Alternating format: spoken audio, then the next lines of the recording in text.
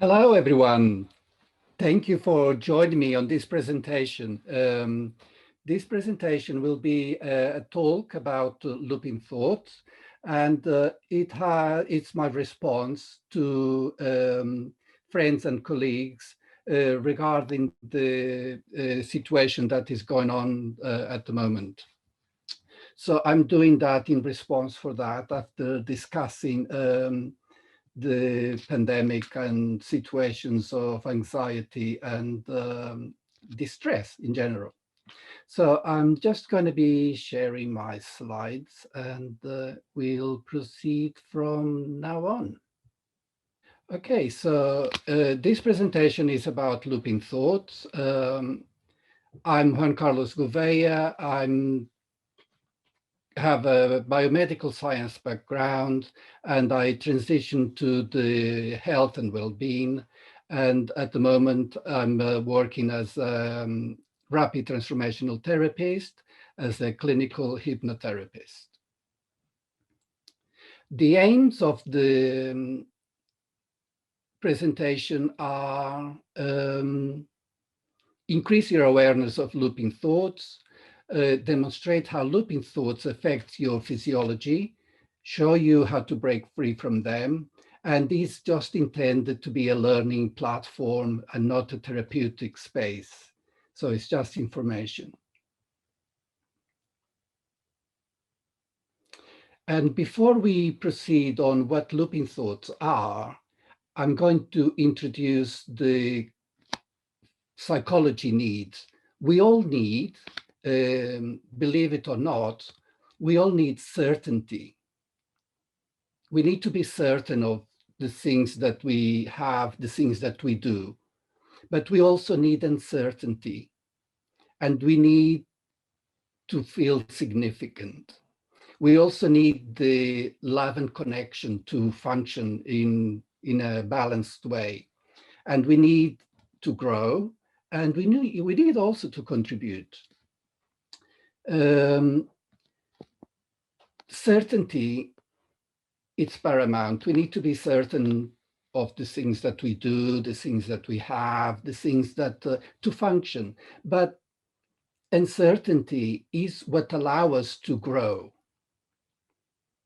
And while producing this slide, I had a few comments that I don't like to be uncertain of anything. But without uncertainty, there is no growth. So the more comfortable we are within the needs, the more we progress, the more we move from the comfort zone into the advancement in life. So I'm going to explain the uncertainty in simple terms. Imagine that you are going to a cinema or a theater and you're going to watch a show, and you don't know anything about the film or the production. You just go. So you feel excited.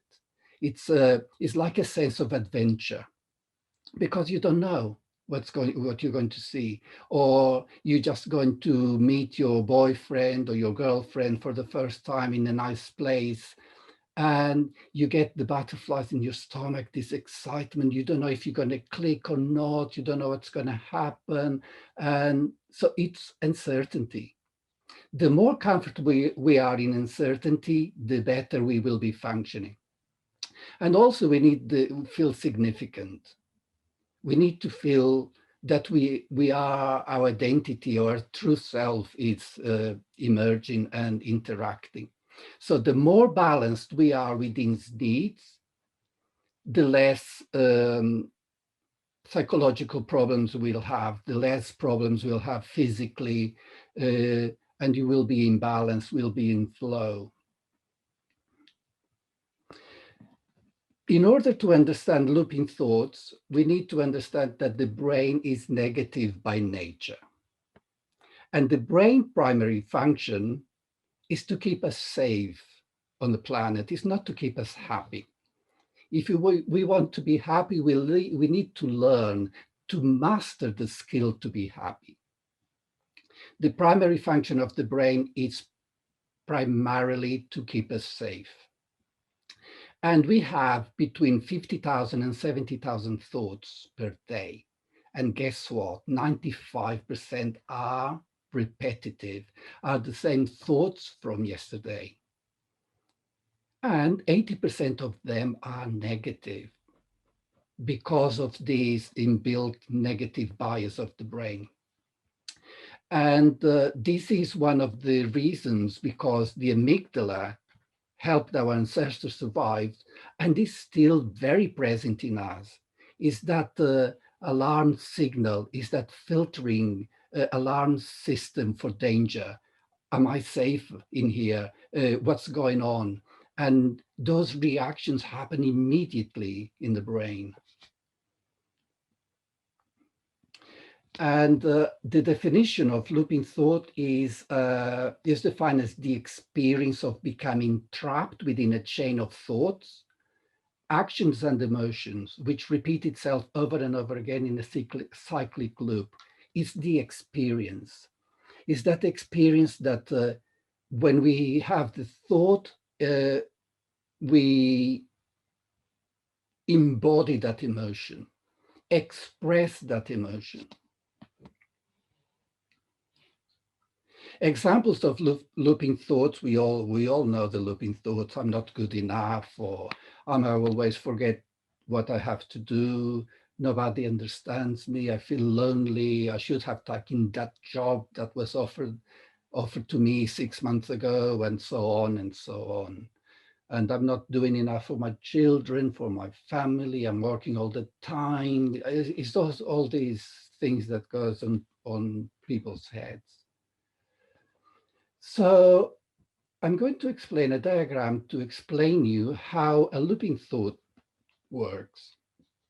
We have a thought, and that thought creates a feeling. That feeling then goes to create a reaction and a behavior in the body, with itself conducing to feelings and a result, and then goes back to thought. You have you thought of something, and then it creates a feeling, and then it prompts you to do something, and then the reaction and the feeling attached to it goes back to the brain and gives you the thought again, and goes on and on and on. Your thoughts control your feelings. This is how it works. Your feelings control your actions.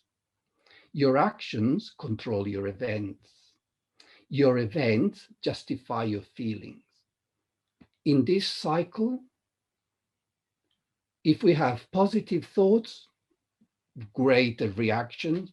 If we have negative thoughts, negative reactions. Invariably, the looping thoughts are negative. And we know why, because the brain primary function is to keep us safe, is not to keep us happy. So did you know that your thoughts produce physiological reactions in your body? Let's do an exercise to show you and for yourselves to prove to yourselves the power of your mind on your body. Let's imagine that you have a beautiful yellow lemon. Ingest, smell that beautiful yellow lemon. And as you rub it, you get the smell of that zesty yellow lemon.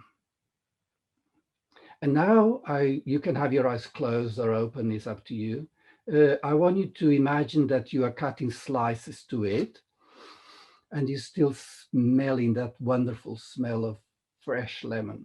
And then you're going to stick one of the slices in your mouth and you're going to chew it.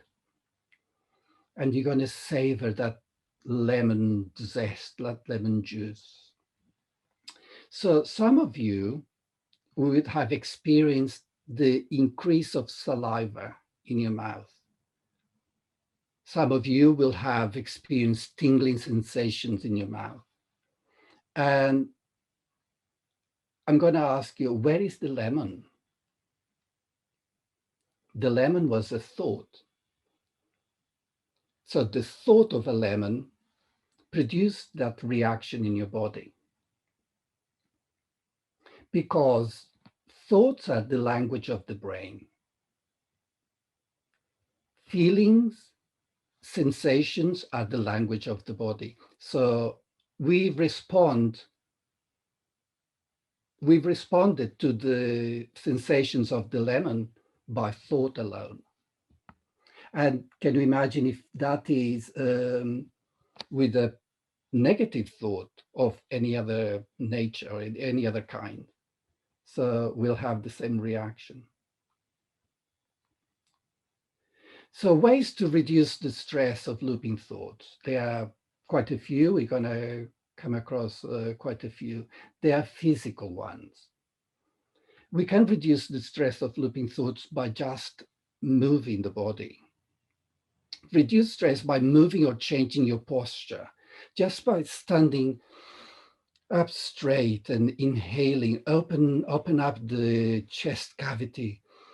Just by assuming the upright position, we automatically feel better. We can assume the superhero power, the Superman or Superwoman, where we put your hands on your waist, expand your chest and your head towards the ceiling. That position already lowers your cortisol levels. Cortisol is a hormone that is produced due to stress production in the body.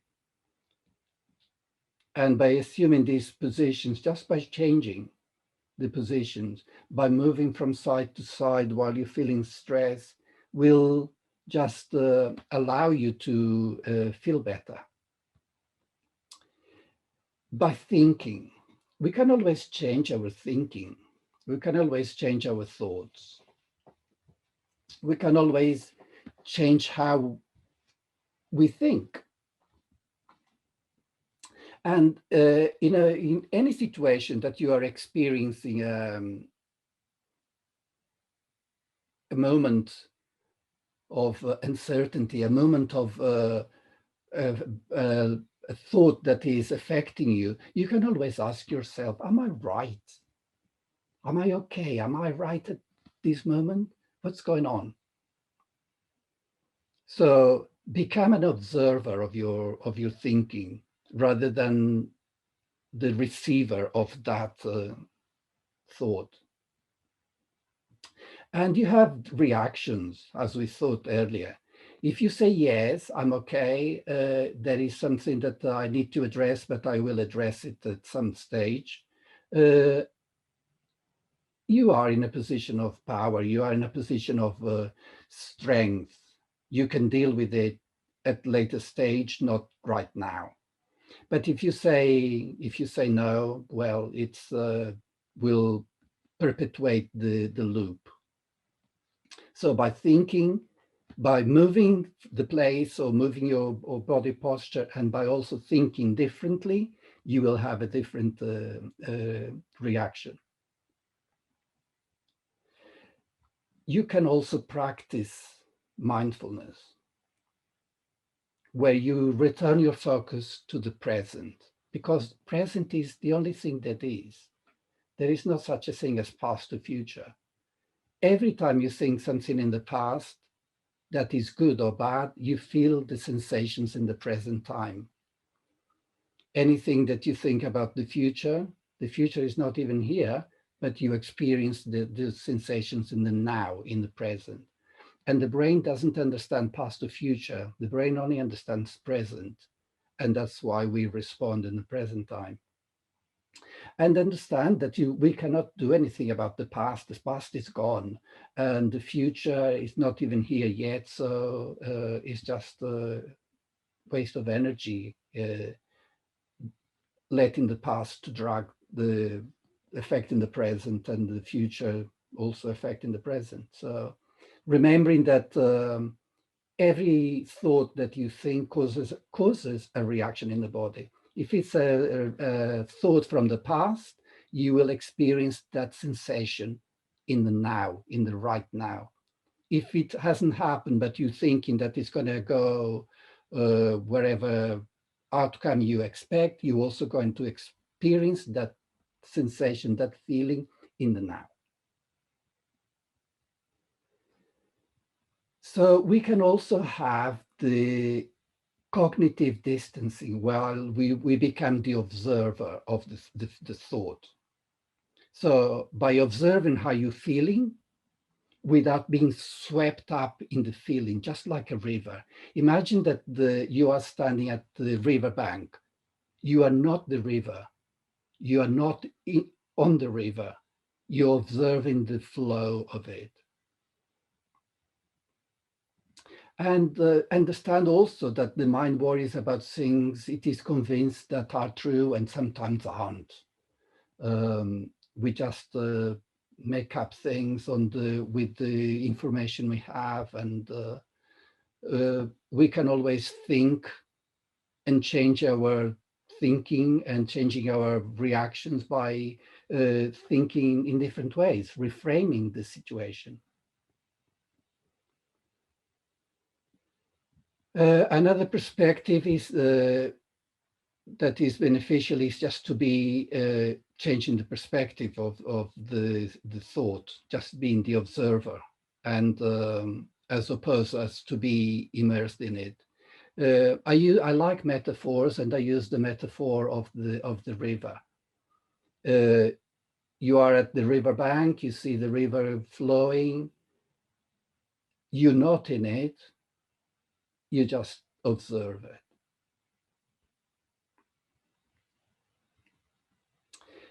Another way of reducing the stress of looping thought is by using a mantra. A mantra is simply a phrase or a word that you repeat, and the effects are calming, the effects are soothing. A mantra is a positive statement for success. And research has shown that just by repeating the positive statements or mantras reduces the activity of the ventromedial prefrontal cortex, which is situated around here. And on the picture we saw earlier is where the amygdala is. So it's situated more or less around here, and is where the self-judgment and reflection areas of the brain are located. And another way of reducing the stress of looping thought is by writing the thought down. Analyze the thought, write it down, and see if you can do something about it. The thought is there for a reason. The thought is there because it needs to be addressed. It could be a concern, could be a worry, could be something that is there. So you cannot ignore it. So, but you can do something about it right now or not. Write it down on paper. And remember breathing, breath. We're going to focus a little on the breath because it's paramount on relaxation. We can master the way we think. We know by moving the body and by thinking differently, we can soothe ourselves and become a little bit more calmer. Now we're going to address with the breath. We can all control our breathing.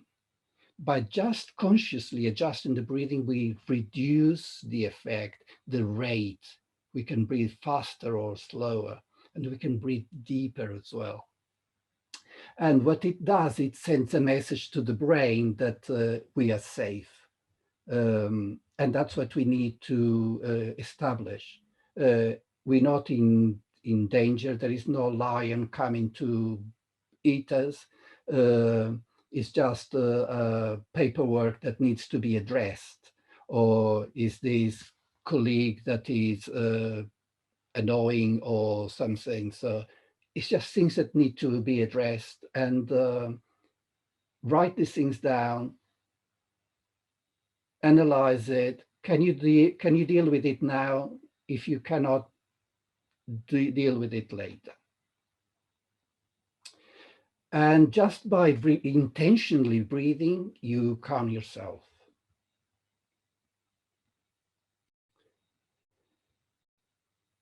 And when we find ourselves in situations that are stressful, we can always have options. We can always have choices. We can choose to leave the room, make a cup of tea, go for a walk, go somewhere quiet and just compose ourselves, breathe in and out, relax, and then come back to undertake the task that you were doing before. And also understand why you get triggered. Why is this happening? How often this happens? Because if it's happening, it's telling you something that you are not addressing. Maybe you need to develop your interpersonal skills. Maybe you need to understand that not everything is a threat. Not every criticism is a go at you. Understand the difference between feedback and areas that we can improve, because it's the only way.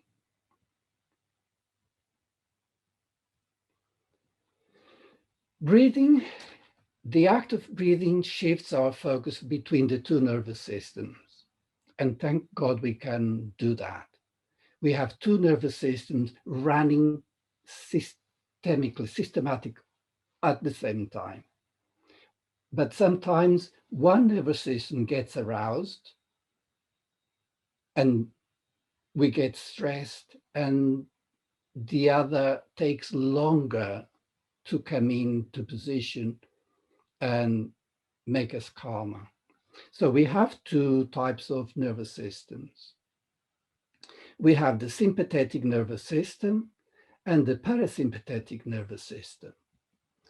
The sympathetic arousal is the freeze or fight, flight or fight or freeze.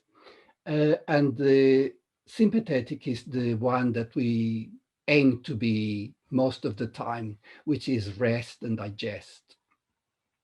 So the sympathetic is fight or flight or freeze, and not everybody is on fight or flight, because fight or flight propels you to do something. Most of the times we are in freeze. We've been sympathetic aroused, we've been stressed, and the majority of people freeze. They become overwhelmed, they become scary, they become nervous, anxious, and don't do anything. Um, so most of the times it's the freeze response that people have. And the parasympathetic takes quite a while to come into action. And the more we are into parasympathetic, the healthier we are, the happier we are. And our aim is to be in parasympathetic mode all the time. But life is it's a combination of feelings and actions and interactions, and but hopefully knowing and mastering the skills, we have the ability to uh, navigate our two nervous systems. And the more we are in parasympathetic, the more our life will be better. So let's try a quick exercise together. We're going to count to 3 as we breathe in and count to 5 as we breathe out. And only pay attention to your breathing. So you can close your eyes or you can leave your eyes open. It's up to you. I find that closing the eyes, it allows us more connection with the exercise. So when you're ready, let's count to 3 as we breathe in and count to 5 as we breathe out. And let's do about 3 rounds. Start now.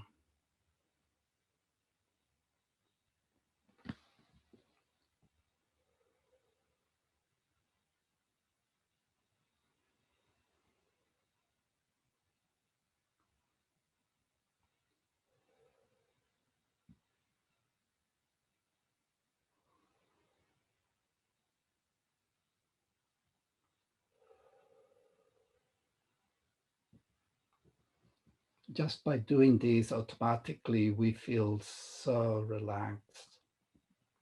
And this exercise will send a message that everything is okay, everything is fine. We can allow ourselves that space to tackle any unease that we have in our mind.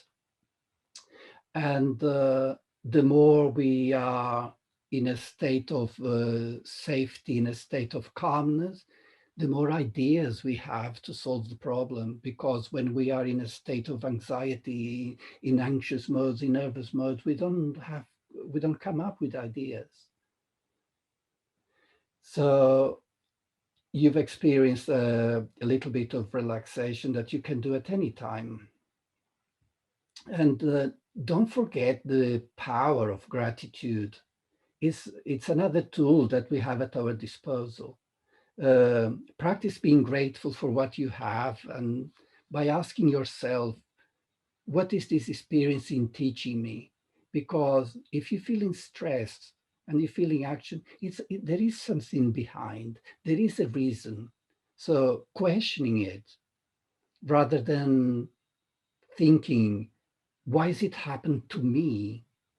If I think it is happening for me, what is it trying to teach me? What is it trying to tell me?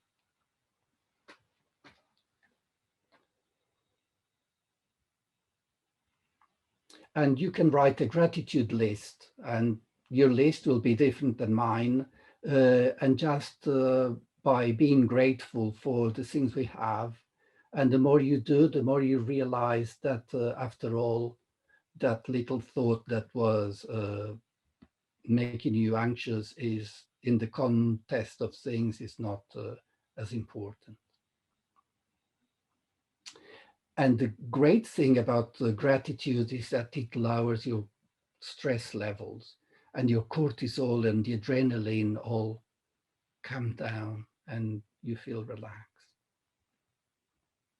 A quick reminder that looping thoughts can be challenged. Yes, they can. And they can be triggered without warning. And we feel anxious and we feel depressed and we feel that oh, everything is going not the way you want to. But we have ways to master the way we feel. And also understanding that the brain negative bias, the brain is by nature negative. So it's just learning to reframe and thinking in different ways, because the first thought is going to be negative. Am I safe? What's going on? Let's go back to the way that the looping thoughts work. As a refresher, we have the thought causing a feeling, a reaction, a behavior, and the result feeding back to the feeling back to the thought. And there are areas that we can control. There are areas that we can, if we change the thinking, changing the negative thought to a positive thought, we will have a different feeling. That's the reaction. That's the next. And if we have a different feeling, guess what? We're going to have a different behavior, a different reaction. And because of that, the result and the feeling will be different, and the thought will be blocked and won't be feeling the previous uncomfortable, the previous anxious thought. And we've done few exercises, and we proved to ourselves that every thought we think causes a reaction in the body. We experienced that with the lemon exercise.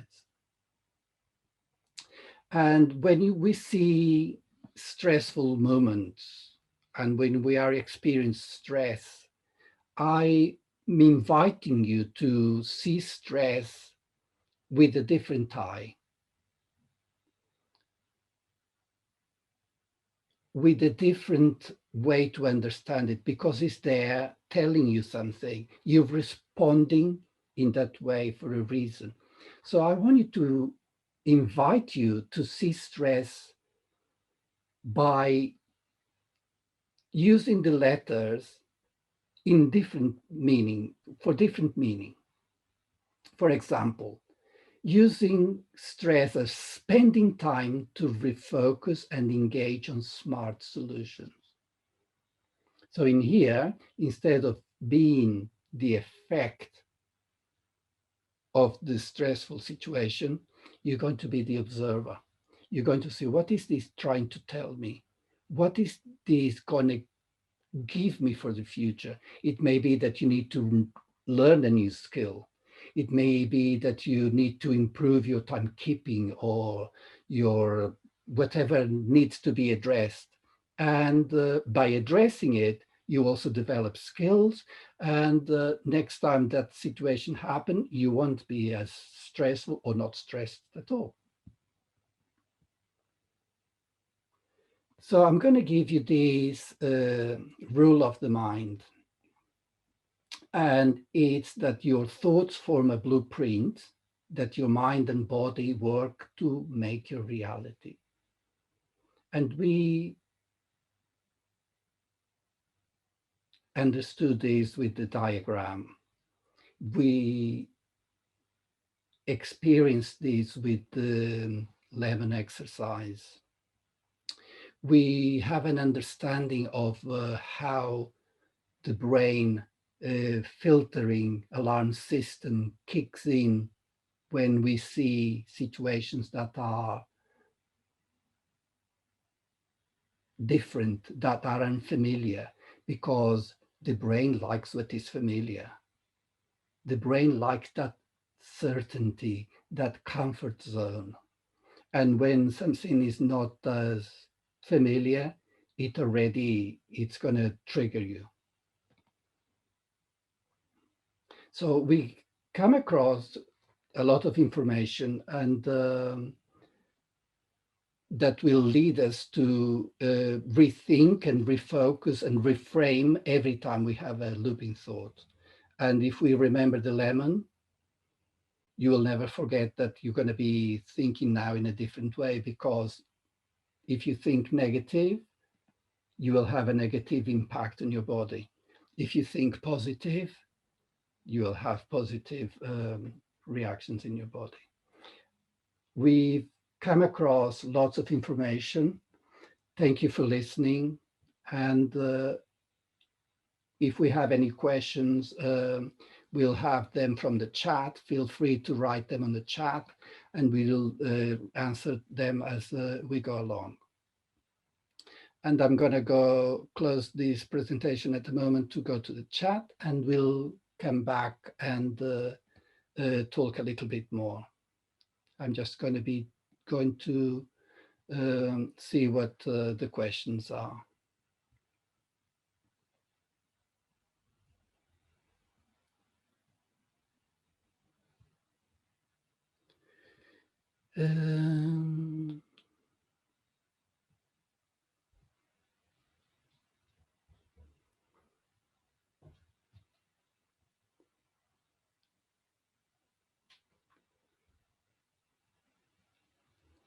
No questions at the moment. Any questions?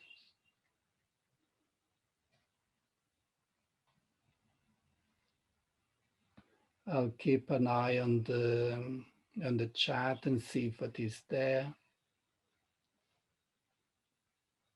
Okay, so we have quite a few. If the brain is negative by nature, does that mean happiness is unnatural? No, no, no, no. Happiness is a skill. Happiness is created. We understand that the brain primary function is to keep us alive. And whatever situation we respond will be, am I safe? So happiness is created. Happiness is an effort. Happiness is learning to contribute, is learning to be in balance with the needs of certainty, uncertainty, significance, love, is the culmination of that, is what we do to ourselves and others. Happiness is, it's a science. We need to learn to be happy. The more positive you are, the happier you are. And the happier you are, the more things you create in life, because a negative mind is closes you. Um,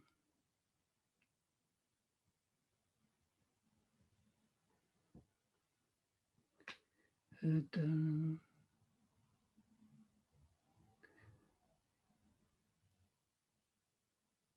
okay, so there is another.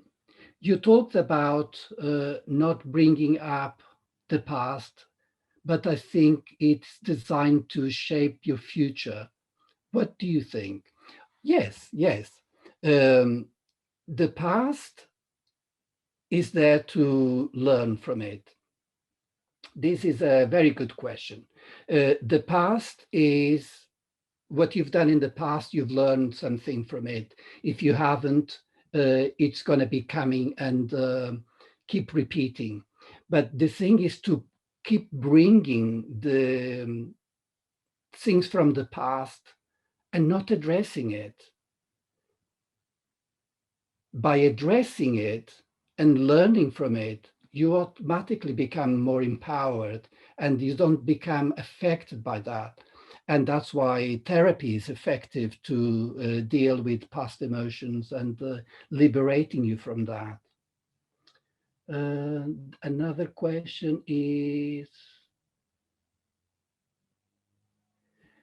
you are focusing on negative looping thoughts here, but can we have positive looping thoughts? If we had positive looping thoughts, we wouldn't be having so much mental illness, because invariably the looping thoughts are negative, and the self-criticism that we're not good enough, we compare ourselves to others. And if we had positive looping thoughts, imagine you have a positive looping thought that is, yes, I'm amazing, I can do this, I have determination, I'm clever, I'm successful. Muhammad Ali, the boxer, was very clever using the power of the mind to shape his career. He repeat to himself, "I'm the greatest."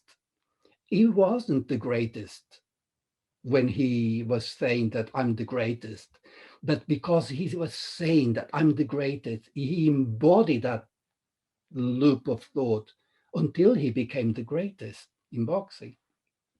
So if you want to have looping thoughts, make them positive because they are beneficial. Um, um, I was really interested that we spent most of the time in freeze response. Um, what can we do to cope with situations where the danger or threat might be real and fight or flight is a real response? You need to act on that. If someone comes with a bat or something to hit you, you're not going to be, let me breathe, to no, you have your alertness. This is not in real danger situations. This is just on thoughts that come to your head. And if it's a real threat, you can, by all means, you will have to use your legs and run and call the police or do something, unless you are being overpowered by a group of people, or but your main arousal, your main responses will be to run, get out of here, or become angry, or you will do something to get you out of that situation. Can you tell us a bit more about the amygdala? Yes, the amygdala is that organelle that is in the ventromedial prefrontal cortex, and it's the filtering. It's there alerting you all the time. It's part of the limbic system. It's the oldest part of the brain. We all have it, and we just have to use skills and tools to bring us to a more balanced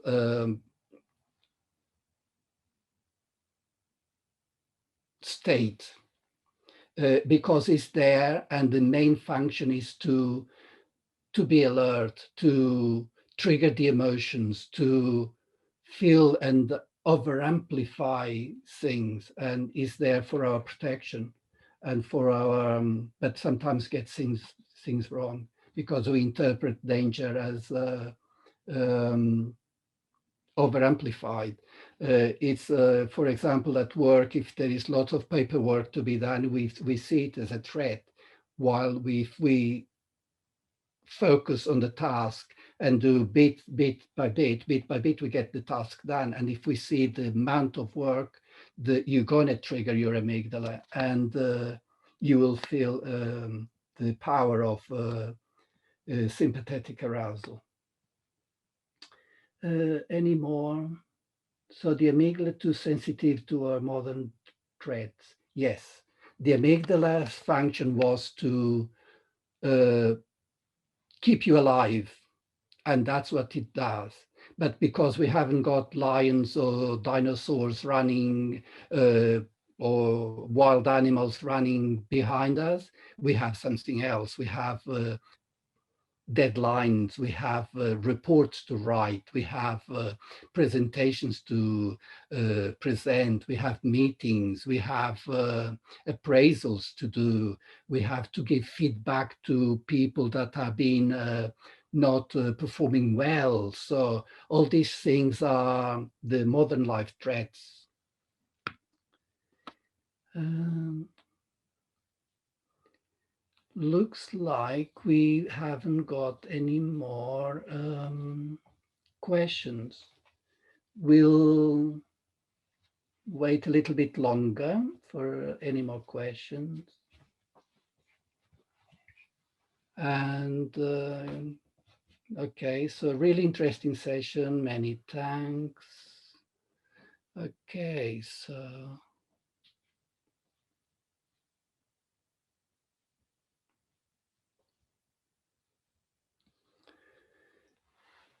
so now that we have the questions done,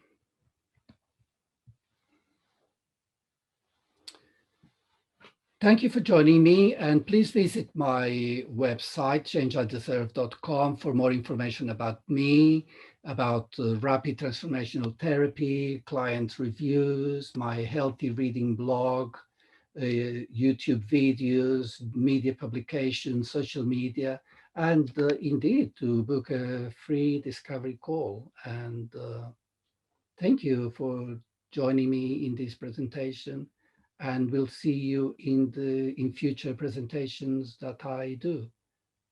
Thank you for joining me, and have a great rest of the day. Thank you.